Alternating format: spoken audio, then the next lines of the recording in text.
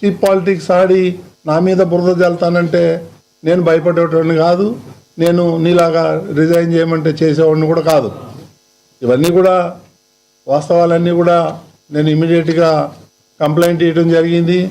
ఇంకా అరగంటలో ఎఫ్ఐఆర్ కూడా వస్తుంది. దీన్ని నేను హై లెవెల్కి తీసుకెళ్తాను. వీళ్ళ సంగతి ఏదో తేలుస్తాను.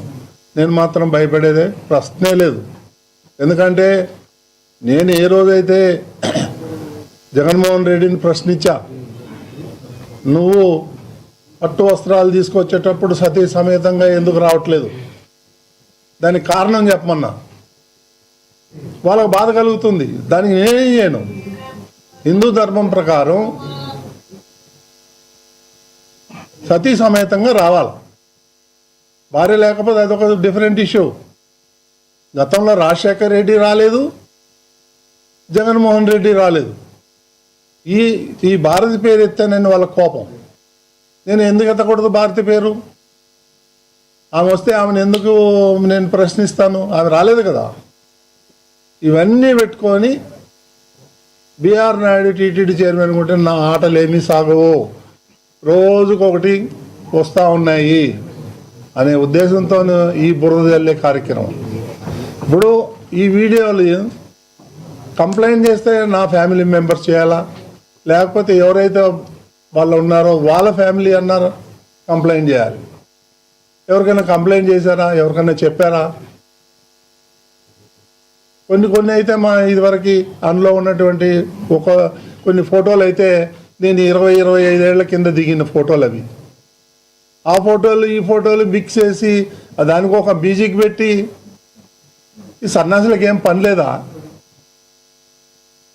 నన్ను వ్యక్తిగతంగా టార్గెట్ చేస్తే నేను మీడియాలో ఉన్నా, నీకు చుక్కలు చూపిస్తాను. నీకు కానీ సుబ్బారెడ్డికి కానీ. కరుణాకర్ రెడ్డి, నువ్వు మద్రాసులో పోయి ఏమేం చేసావో నాకు తెలుసు.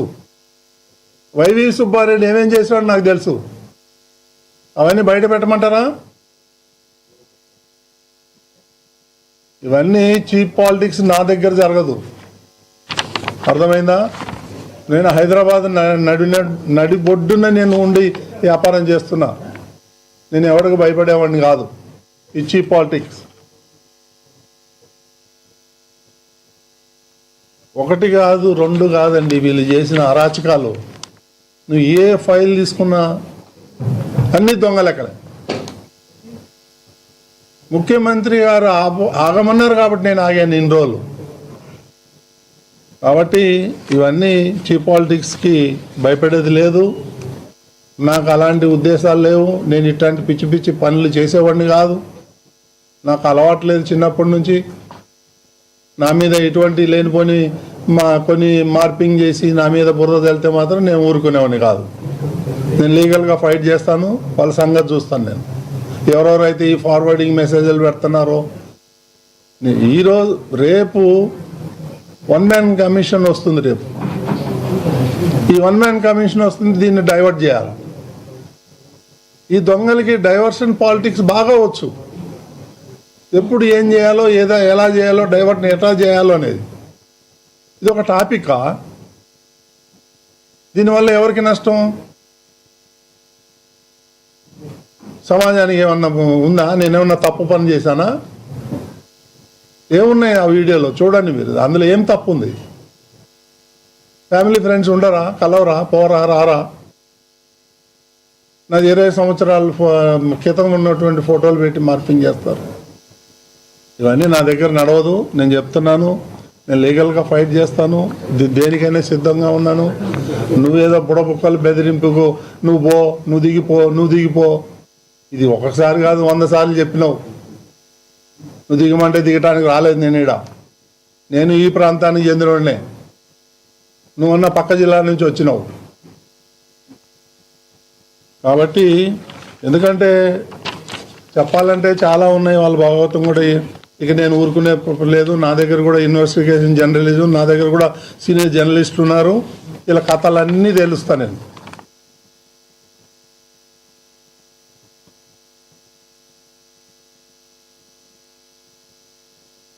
ఇప్పుడు నేను ఈరోజు కొత్తగా కరుణాకర్ రెడ్డి గురించి ఏదో ఆరోపణలు చేసి నువ్వు తిన్నావు, ప్రపంచమంతా తెలుసు నువ్వు దొంగవని. ప్రపంచమంతా జగన్మోహన్ రెడ్డి గజ దొంగని ఈరోజు నేను చెప్పక్కర్లేదు. వేల కోట్ల లక్షల కోట్లు తినేశాడు. ఇవన్నీ డైవర్టెంట్ పాలిటిక్స్. నా దగ్గరకు వచ్చి నేనేం చేసి నేను చాలా ఆనెస్ట్గా ఉన్నా. నా వల్ల టీటీడీకి ఏమన్నా చిన్న ఒక మచ్చ వచ్చిందా, చిన్న తప్పు ఏమన్నా చేశానా ఒక్కటి చూపించమనండి. ఈ 1 year 2 months 3 monthsలో నేను నిస్వార్థంగా పనిచేస్తున్నాను. నాకు ఎన్నో అవకాశాలు వచ్చినా నేను టీటీడీలోనే వచ్చి ఇక్కడ పనిచేయాలి, కొన్ని రిఫార్మ్ చేయాలనే ఉద్దేశంతో వచ్చాను. కానీ నా పనులన్నీ వదులుకొచ్చి నేను తిరుపతిలో కూర్చోవాల్సిన అవసరం నాకు లేదు. నాదేమి బతుకు తెర కూడా కాదు. నా బిజినెస్లో నాకున్నాయి హైదరాబాద్లో. కాబట్టి ఇవన్నీ చీప్ పాలిటిక్స్ మానేసి ఆయన పైన ఆయన చేసుకుంటే మా ఆరోగ్యానికి మంచిది. మీకేమైనా క్వశ్చన్స్ అడిగితే నేను చెప్తాను. అంటే ఈ కల్తీ వ్యవహారం కీలక దశ జరుగుతుంది. 1 man కమిటీ కూడా నేను చెప్పేది అదే. రేపే వస్తుంది 1 man కమిషను. కల్తీ ఉంది, అన్నీ ఉన్నాయి, పరకామని ఉన్నాయి, అన్ని కేసులు ఉన్నాయి వాళ్ళ మీద. నిన్ననే ఎందుకు వదిలేరు అంటే వాళ్ళు మన వాళ్ళు కొంతమంది రిపోర్ట్లు వస్తే చూపించిన 1 కోటి పుస్తకాలు ప్రింట్ చేశారు 5 లాంగ్వేజ్ల్లో భగవద్గీత అని. 50 కోట్లు ఖర్చు పెట్టారు దానికి. 50 లక్షల్లో 32 లక్షల పుస్తకాలు ఇంకా గోడౌన్లో పడి ఉన్నాయి. అదొకటి అడ్డం మనకు కదా. ఆ భగవద్గీతలో చూస్తే ఎవడు మొహాన్ని వస్తారు, అందులో ఏమీ లేదు. ఇలా ఆ భగవద్గీత పుస్తకాల్లోనే ఎలక్షన్ చేశాడు ఆయన. ఇప్పుడు ఆయన కొడుకు ఇరుకుతాడు, ఆయన ఇన్వాల్వ్ ఉన్నాడు ఈ స్కామ్లో. ఇవన్నీ నాకు అడ్డు కట్టేయాలని నా మీద ఇట్లాంటి చీప్ పాలిటిక్స్, చీప్ బురద. ఆ వీడియోల వల్ల ఎవరికి నష్టం, ఎవరికి లాభం అండి? వీడియోలో ఉన్న కంటెంట్ అబ్జెక్షనబుల్ కాదా? ఏం అబ్జెక్షన్? నేను మిమ్మల్ని అడుగుతాను, చెప్పండి మీరు ఏం అబ్జెక్షన్ ఉంది? వెళ్తాము, మీ ఫ్రెండ్స్ మీ ఇంటికి వస్తాం, పోతాం, వెళ్ళేటప్పుడు హాయ్ బాయ్ చెప్పుకుంటాము. ఏముంది దాంట్లో?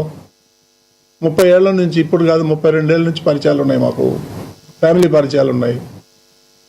అదే తప్పు ఉంది అంటున్నా. దాంట్లో వల్గారిటీ ఏముంది? ఇవన్నీ చేసి బీఆర్ నాయుడుది కాదు, బీఆర్ నాయుడుది నీకు వచ్చేది ఏంది? నీకేం లాభం వస్తుంది? ఇప్పటి నుంచి కాదు కదా, డే 1 నుంచి నువ్వు అదే పాట పాడతావు. ఈ రకంగా వస్తున్నారు. నన్ను టీటీడీలో తప్పు పట్టేదానికి ఒక్క పాయింట్ కూడా లేదు. నాకున్న కోటాలో కూడా 50% కూడా ఇయ్యను. ఎందుకంటే భక్తులు చాలా ఇబ్బంది పడుతున్నారు. ఒక విఐపి వెళ్ళి దర్శనం చేసుకొచ్చే లోపల 30 మంది 40 మంది సామాన్య భక్తులు దర్శనం చేసుకుంటారు అనే ఉద్దేశంతో నేను సాక్రిఫైస్ చేసి, నేను కూడా నా ఫ్రెండ్స్ కానీ రిలేటివ్స్ కానీ వీళ్ళందరికీ కూడా చెడ్డోడిని అయిపోయాను. మీరు కూడా చాలామంది మీరు రిపోర్ట్లు అడిగిన నేను ఇవ్వలేకపోయాను. ఎందుకంటే నాకు ఎప్పుడు కూడా సామాన్య భక్తుడే గుర్తొస్తాడు. నాకు చంద్రబాబు నాయుడు చెప్పి పంపించిందే అది, సామాన్య భక్తుడికి పెద్దపీట వేయండి. నేను ఇక్కడ ప్రతి